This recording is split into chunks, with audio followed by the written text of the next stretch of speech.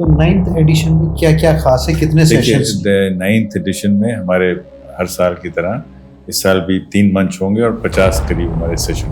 हाँ, वो युवावाणी क्या है? युवावाणी में देखिए, देहरादून एक ऐसा शहर है जिसमें आमतौर पे मतलब यहाँ पे घरों में हिंदी, अंग्रेज़ी, उर्दू, पंजाबी, कुमाऊनी, गढ़वाली, जौनसारी, तिब्बतन, नेपाली 9 भाषाओं में लोगों का संवाद होता है।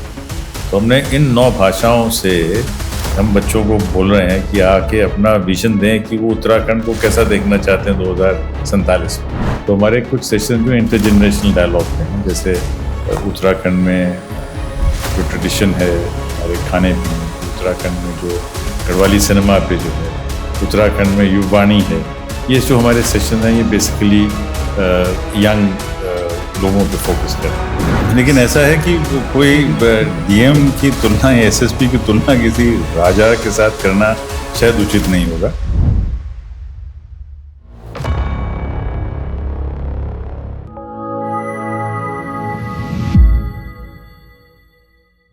अक्सर जब हम अपने आसपास गाड़ियों का काफिला गुजरते देखते हैं, लाल नीली बत्तियां, शोर शराबा और रुतबे वाले अधिकारी, तो उसमें सबसे पहले नजर जाती है कलेक्टर पर। कलेक्टर होते हैं, एसएसपी होते हैं, इन तमाम लोगों को देख के लोगों के मन में जिज्ञासा होती है कि यार कितनी कम उम्र का लड़का है, कलेक्टर है, सब इसके हुक्म के ताबे हैं। तो ऐसे में मन में एक ख्वाहिश पैदा होती है कि ये लोग बनते कैसे हैं। ये जो आईएएस है, कलेक्टर बन के बहुत कम उम्र में राजाओं वाली जिंदगी जीता है, इन्हें कौन ट्रेनिंग देता है, कैसे इनकी ट्रेनिंग होती है, कैसे इनकी पढ़ाई होती है, ये हर किसी के मन में जिज्ञासा होती है। तो सभी को मालूम है कि भारत में मसूरी में एक लबासना इंस्टीट्यूट है जिसे लाल बहादुर शास्त्री प्रशासनिक एकेडमी कहा जाता है। वहीं पर आईएएस अधिकारियों की ट्रेनिंग होती है। यानी कि आईएएस अधिकारी जब सेलेक्ट होता है तो सबसे पहले प्रशासनिक पढ़ाई उसे मसूरी में करनी होती है, और जो वहाँ का डायरेक्टर होता है वो पूरे भारत का सबसे सुलझा हुआ अधिकारी होता है। यानी कि जो आज के कलेक्टर पैदा कर रहा है, उन्हें ट्रेनिंग दे रहा है। उसी लबासना के डायरेक्टर रहे हैं जनाब डॉक्टर संजीव चोपड़ा साहब। संजीव चोपड़ा जी ने बहुत लंबे वक्त लबासना में डायरेक्टर की जिम्मेदारी निभाई। उससे पहले भी वो कई भूमिकाओं में रह चुके हैं। तो आखिर आईएएस अधिकारियों की ट्रेनिंग कैसे होती है, ब्यूरोक्रेट कैसे अपना दबदबा कायम करते हैं, और छोटे घरों के बच्चे जब आईएएस बनते हैं तो एकेडमी पहुंचने पर उन्हें किस तरीके से अनुशासन सिखाया जाता है, इन सब मुद्दों पर हम बात करेंगे डॉक्टर संजीव चोपड़ा जी से। चोपड़ा जी, आपका बहुत बहुत स्वागत है। नमस्कार, बहुत बहुत धन्यवाद। लेकिन ऐसा है कि कोई डीएम की तुलना या एसएसपी की तुलना किसी राजा के साथ करना शायद उचित नहीं होगा, क्योंकि हम गवर्नमेंट सर्वेंट्स हैं, और जो पूरी की पूरी जो फ्यूडल मेंटालिटी है उसको तो डेमोक्रेसी में वो डेमोक्रेसी के साथ कंसिस्टेंट नहीं है। और कम से कम लाल बहादुर शास्त्री एकेडमी में हम ऐसी कोई ट्रेनिंग नहीं देते उनको जिसमें उनके अंदर इस तरह की शासकीय प्रवृत्तियां आए। इनफैक्ट अगर देखें तो लाल बहादुर शास्त्री प्रशासन एकेडमी, जो लाल बहादुर शास्त्री जी के नाम पे जिसको बनाया गया है, शास्त्री जी खुद अपने आप में बहुत हम्बल व्यक्ति थे, खुद अपने आप में ऐसे व्यक्ति थे जो बहुत सिंपल लाइफ में विश्वास रखते थे। और एक पुराना मिथिक बना हुआ है कि डीएम या एसपी 7 गाड़ियों में 8 गाड़ियों में जाके राज करते हैं, ऐसा नहीं। इनफैक्ट अगर आप जिंदगी देखेंगे किसी भी फील्ड लेवल आईएएस अधिकारी की, तो बहुत मेहनत का काम है, बहुत शिद्दत का काम है, और बहुत बहुत कम समय मिलता है कुछ भी मतलब राजा वाली बात करने का। तो मैं इस बात से शायद आपके साथ सर, जब कोई भी लड़का काफी कड़ी मेहनत करने के बाद में आईएएस बनता है, आईएएस बनने के वक्त तक वो बहुत सौम्य, बहुत शालीन, बहुत व्यवहार कुशल होता है, लेकिन जैसे आईएएस एकेडमी में उसकी ट्रेनिंग पूरी होती है। मैं आपकी बात से वाकिफ नहीं हूँ, क्योंकि ऐसा नहीं है। जो हमारे आमतौर पे जो हमारे अधिकारी हैं वो सब संयम बरतते हैं। और आपने अभी भी देखा होगा कि अभी कुछ दिन पहले भी जब यहाँ के डीएम को ही एक स्थिति में थे तो उन्होंने बहुत, मुझे लगता है बहुत शिष्टाचार के साथ नमस्कार किया और वो आगे हो गए। तो किसी कन्फ्रंटेशन में आईएएस अधिकारी नहीं जाता है। हमें बिल्कुल क्लियर है कि हमारा रोल क्या है। देखिए, कई बार एक रोल कन्फ्यूजन आ जाता है, एक जनप्रतिनिधि के रोल में और एक जन सेवक के रोल में फर्क है।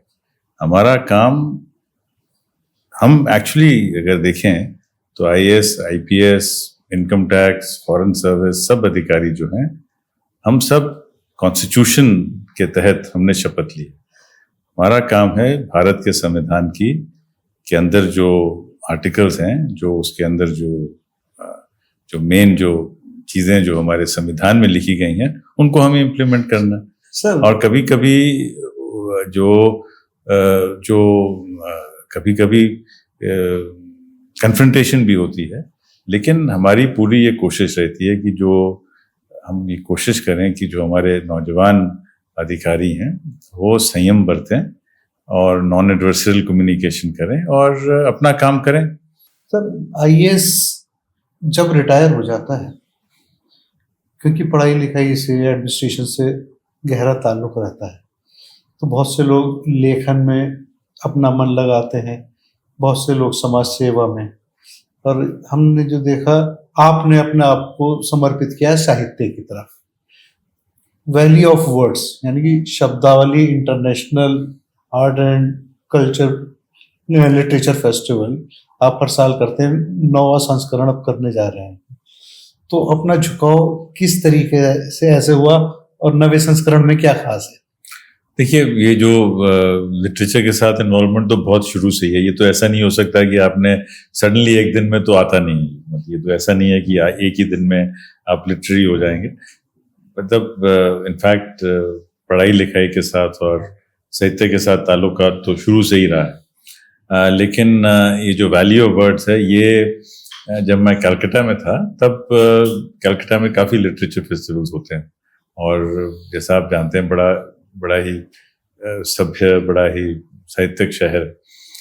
और उसमें 2015-16 में, क्योंकि मैं तो बहुत साल वहाँ था, तो एक लिटरेचर फेस्टिवल के ऑर्गेनाइजर्स ने मुझे कहा था कि आप यहीं एक अगला संस्करण जो है हमारे फेस्टिवल का, आप कलकत्ता में आप उसको क्यूरेट कर दें।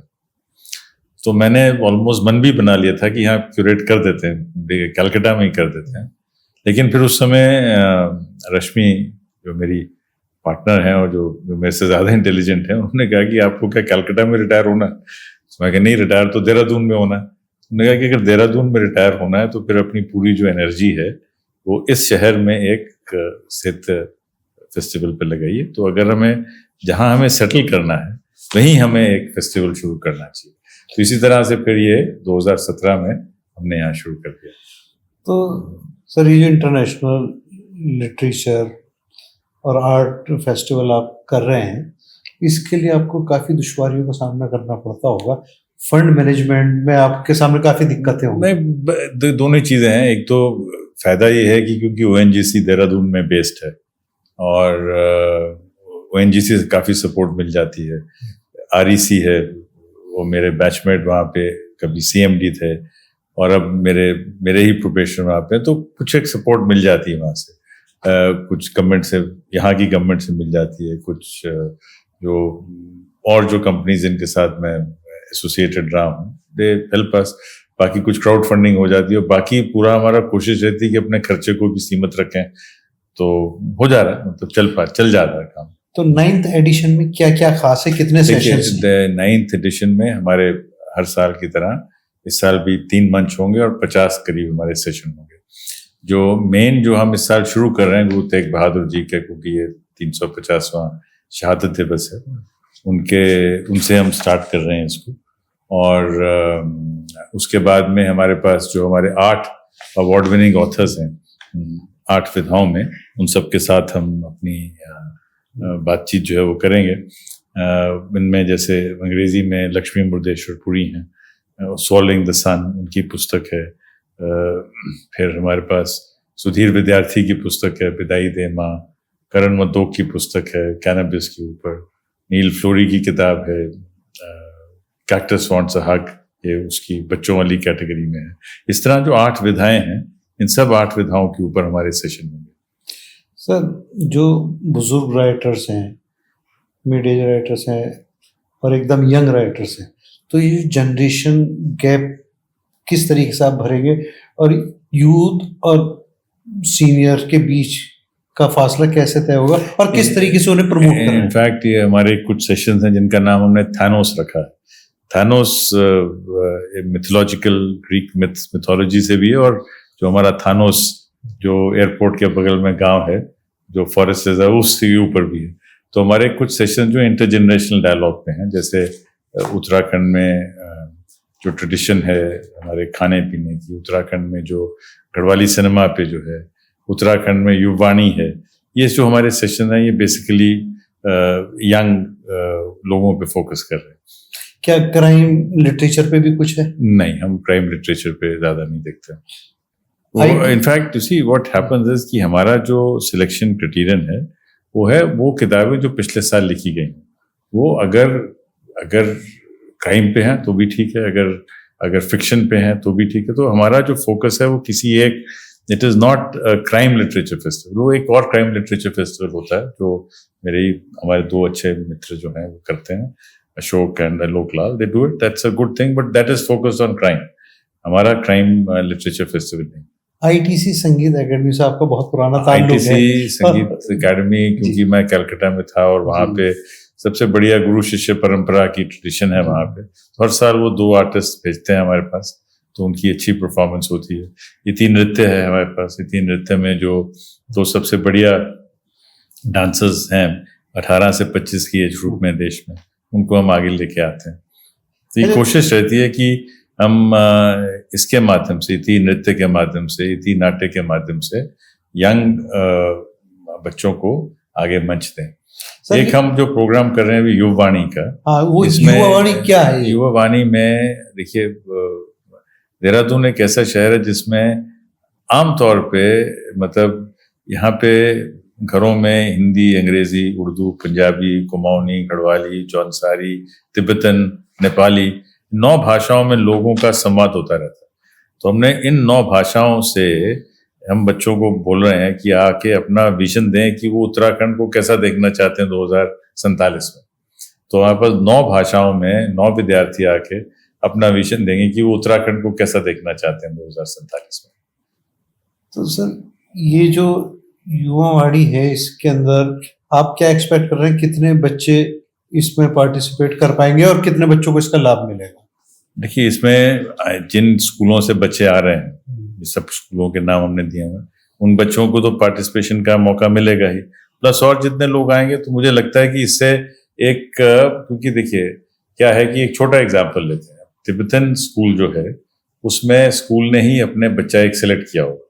जब वो बच्चे को सिलेक्ट किया होगा तो उन्होंने अपने असेंबली में उस बच्चे की प्रैक्टिस करवाई होगी। जिस स्कूल ने नेपाली में तैयारी कराई होगी, किसी स्कूल ने उर्दू में तैयारी कराई होगी, किसी स्कूल ने पंजाबी में तैयारी कराई होगी। तो जिस स्कूल ने जिस भी भाषा में तैयारी कराई होगी, उन बच्चों को उन्होंने अपनी अपनी असेंबली में तो सुनवाया ही होगा। अब इसके बाद जब आएंगे तो उनको कम से कम 500,000 लोग सुनेंगे, प्लस मोर इम्पोर्टेंटली ये सारी चीज जो है ये डॉक्यूमेंट हो रही है, आर्काइव हो रही है, और अगले 100-200 मतलब जब तक ये आर्काइवल रिकॉर्ड है तब तक ये रिकॉर्ड रहेगा। और हो सकता है 247 में जो एडिशन होगी वैल्यू ऑफ वर्ड्स की, तब न हम रहें ना रहें, आप रहें ना रहें, आप तो रहेंगे, आप बहुत यंग है मेरे से, लेकिन 2047 में इसको सुनने में कितना मजा आएगा। तब 2047 में एक कंपेयर किया जा सकता है कि 2025 में, आज से 22 साल पहले हमने क्या सोचा था, और यही लोग होंगे वो, क्योंकि आज ये 16-17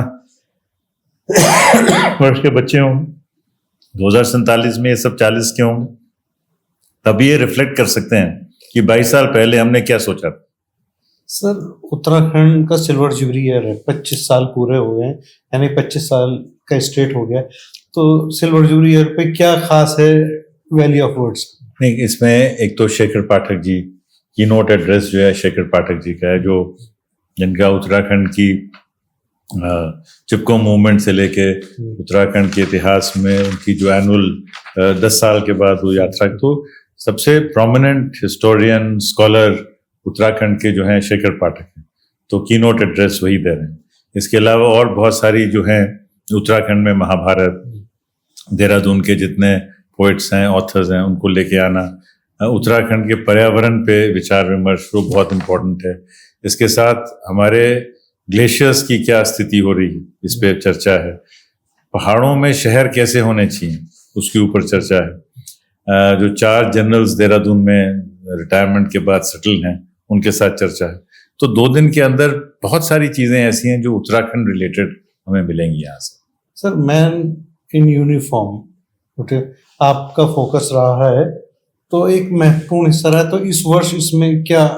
इसमें मैंने आपको बताया ना कि 4 जनरल्स हैं जो आ रहे हैं यहाँ पे। जनरल AK सिंह, जनरल विजय आलूवालिया, जनरल शक्ति गुरुंग और जनरल बलराज मेहता, ये 4 जनरल्स हैं जिनके साथ कॉन्वर्सेशन में रहेंगे general Pannu, lieutenant general Pannu. तो ये 5 जर्नल आके अपनी बात रखेंगे, तो थोड़ा एक जो हमारे यंगर जनरेशन है उनको भी इंस्पिरेशन मिलेगी कैसे आर्मी ज्वाइन करके कैसे और हमें आगे बढ़ना है। एक और मज़ेदार सेशन हम जो करा रहे हैं वो है इंडिया और कोरिया के बीच में रिश्ते का, मिलिट्री रिश्तों का, क्योंकि बहुत लोग शायद याद ना रहा हो, 1950 में जब दोनों कोरियाज के बीच में, साउथ और नॉर्थ कोरिया के बीच में जब बड़ी जबरदस्त जंग शुरू हुई थी, तो उस समय भारत ने काफ़ी humanitarian assistance, military assistance, medical assistance हमने वहाँ पे दी थी। तो एक सेशन हमने रखा है from humanitarian assistance to strategic partnership. तो एक सेशन इसमें कोरिया से कुछ प्रोफेसर आ रहे हैं, कुछ लोग जो कोरिया में जिन्होंने काम किया, जो हमारे डिफेंस अटैची हैं कोरिया में थे। जब मैं आज से करीब 7-8 साल पहले जब कोरिया में था, तो जो डिफेंस अटैची थे वो हमारे उत्तराखंड से ही हैं, ब्रिगेडियर तपन पंत, तो उनको भी बुलाया। तो हम भारत और कोरिया के स्ट्रैटेजिक संबंधों पे भी चर्चा करेंगे। क्या वैली ऑफ वर्ड्स में कोई एग्जीबिशन वगैरह भी लगाई जा रही है? अगर है तो उसमें क्या? 7 एग्जीबिशंस हो रही हैं।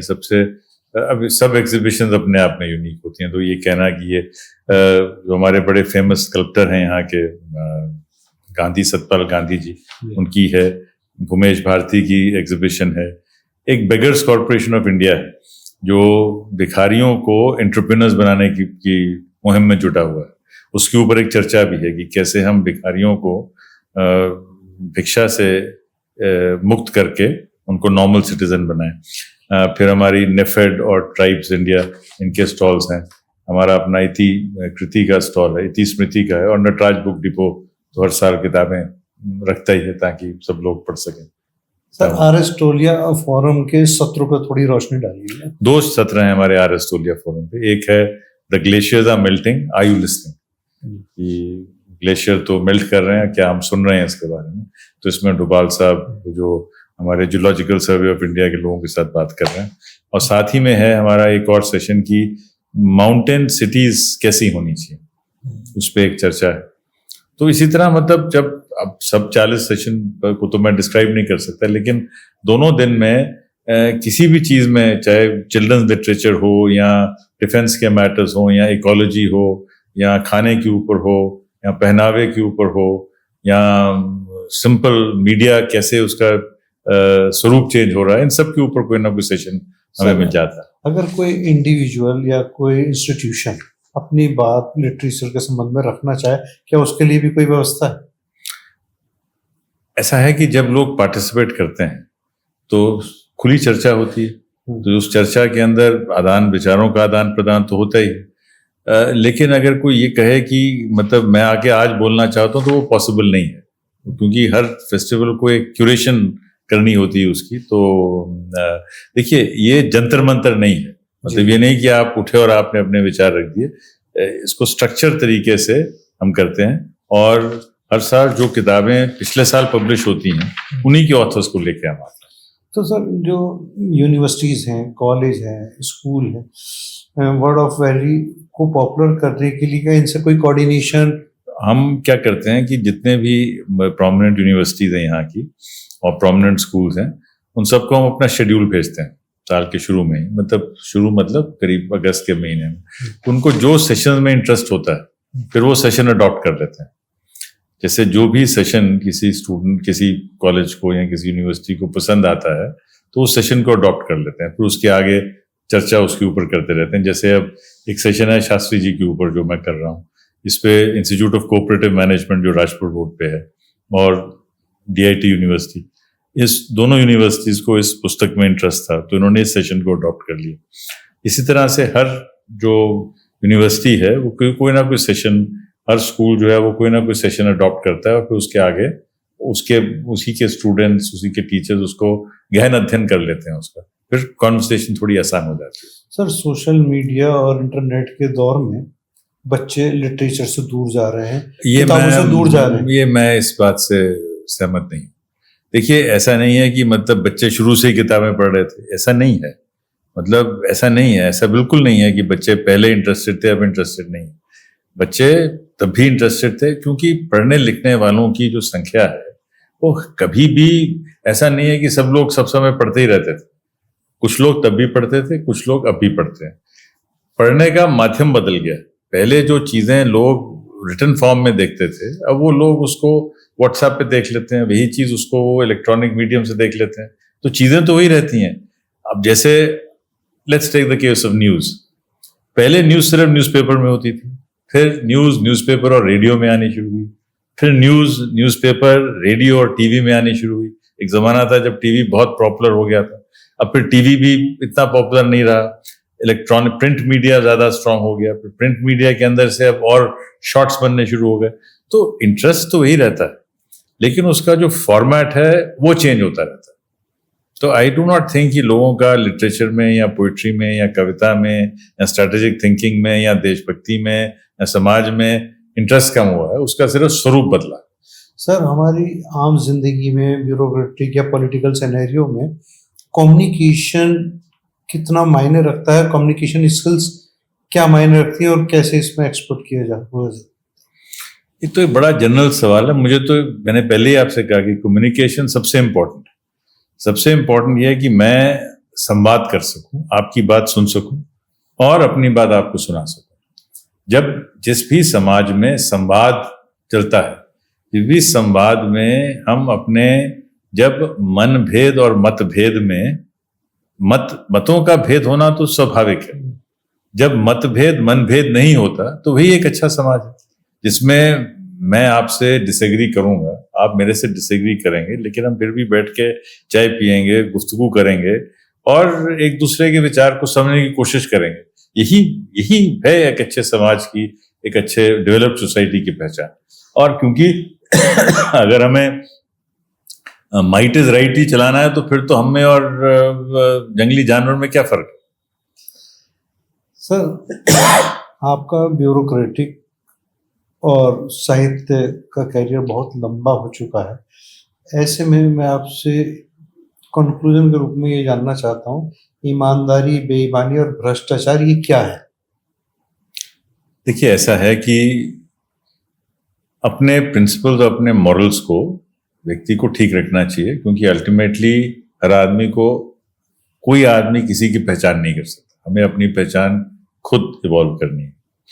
ये फैक्ट है कि कुछ सिस्टम्स ऐसे होते हैं जिसके अंदर करप्शन स्वाभाविक हो जाती है। हमें जब तक सिस्टम्स हम नहीं सुधारेंगे तब तक करप्शन पे अंकुश नहीं लगा सकते। इस जनरेशन ने तो देखा ही नहीं है कि पहले रेलवे टिकट लेने के लिए क्या मुसीबत होती थी। आपने शायद देखा हो, लेकिन आप भी यंग मैन लग रहे हैं, तो आपको पता ही नहीं कि जब से पहला जो कंप्यूटराइज्ड रेलवे स्टेशन था वो भोपाल में शुरू हुआ था, 1987 या 88 में शुरू हुआ होगा। तब लगा था कि ये कैसे हो गया, मतलब कैसे ये रिजर्व। अब ट्रेन में जाने में कोई प्रॉब्लम नहीं, अब किसान क्रेडिट कार्ड लेने में समस्या नहीं है, अब प्रधानमंत्री फसल बीमा योजना अपने आप हो रहा है। तो बहुत सारी चीजें जो है वो स्ट्रक्चरल हैं। जब भी सोसाइटी में सप्लाई और डिमांड का गैप होगा तो करप्शन आ ही जाएगी। हमें सिस्टम्स के माध्यम से ये जो सप्लाई डिमांड गैप है इसको एड्रेस करना है।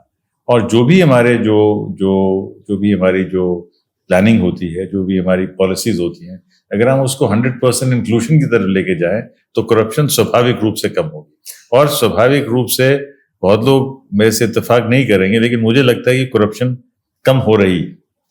सर, अंत में मैं आपसे एक रिक्वेस्ट करूंगा कि जो आज की नई जनरेशन है, नौजवान है, उन्हें 24 घंटे को अपने अनुशासन में ढालना हो तो किस तरीके से ढाले, वो गाइड करिएगा। नहीं देखिए, अब क्योंकि अब मैं तो मेरे बच्चों से मेरी बेटी भी कहती है कि जो हमारी जो जनरेशन थी, हम तो early to bed early to rise वाले जनरेशन के हैं।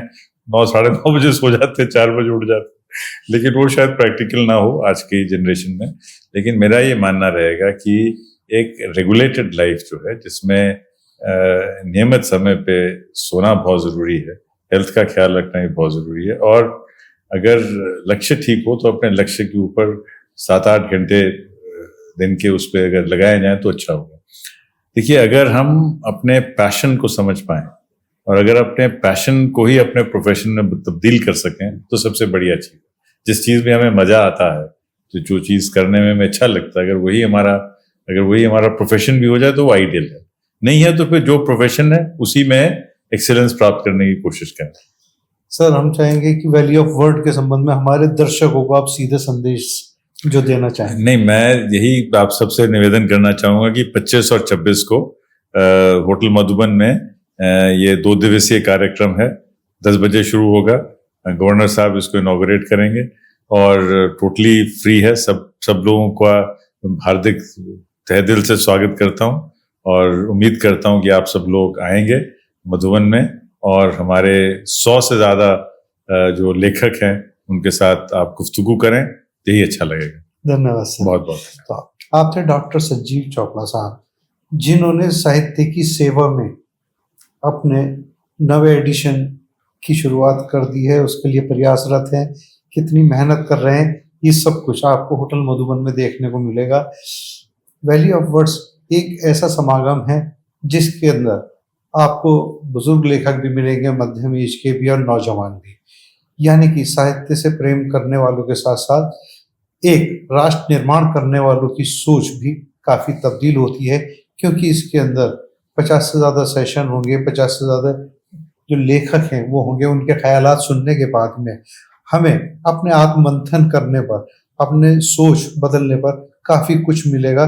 और यही मेरा ही दिन डॉक्टर संजीव चोपड़ा जी के साथ साथ इनकी पूरी टीम जितना दिन रात मेहनत कर रही है, इसके पीछे सिर्फ एक ही मकसद है कि जो वर्तमान जनरेशन है वो पहले की जनरेशन वर्तमान जनरेशन के गैप को भर सके और आने वाले हिंदुस्तान में एक मिसाल कायम कर सके। फिलहाल मोहम्मद सलीम सैफी को दीजिए इजाज़त। नमस्कार।